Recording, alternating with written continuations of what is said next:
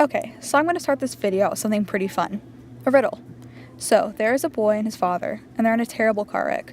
The boy is taken to the hospital for emergency surgery. The surgeon sees the boy and says, "I can't operate. That boy is my son."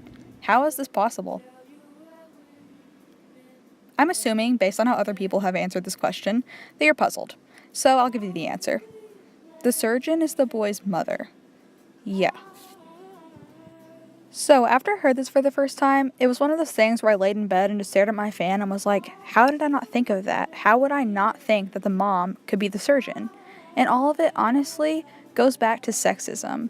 We can't even hardly wrap our heads around a woman actually being the doctor. Our head immediately goes to the man. So, yeah, if you didn't understand that question, kind of has to do with sexism.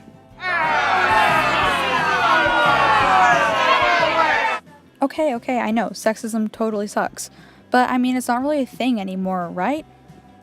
I mean, it's not like women are confined to doing laundry all day, or making dinner for their husband when he gets off work at 5, or slaving over dishes for hours on end. So yeah, I mean, sexism isn't really a thing anymore, is it? So yeah, it's not that simple. The world that we live in is unfortunately still very sexist. Though it might not present itself in the most obvious ways that it did in the past, it's still there. Did you know that out of the top 500 S&P companies, only 27 CEOs are women? That's only 5.4%. Sexism can also make its way into the legal realm. In 2014, a judge told a 19-year-old alleged rape victim, "Why didn't she just keep her knees together?" These things are happening now. They're real, they're scary, and they need to stop.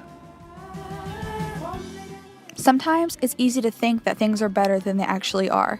For example, with Hillary Clinton being the first woman ever on a major party ticket for President of the United States was a huge step in the right direction. However progressive this election was, sexism came up over and over again. We can pretty much primarily dump the blame on this guy. Never forget, grab him by the... While sexism is still clearly an issue in our society, we need to take a look back sometimes and remember how far we've come and thank the women that paved the road up to this point.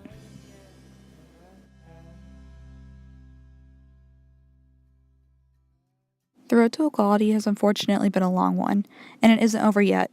The most important thing we can do now is recognize that sexism is an issue, and when we see it, we need to stand up and face it head on. I'm going to leave you with the story of my grandma.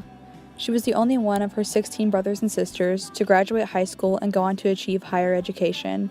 The amount of sexism that she overcame joining the workforce as a young woman in the 1940s and 50s is probably unimaginable.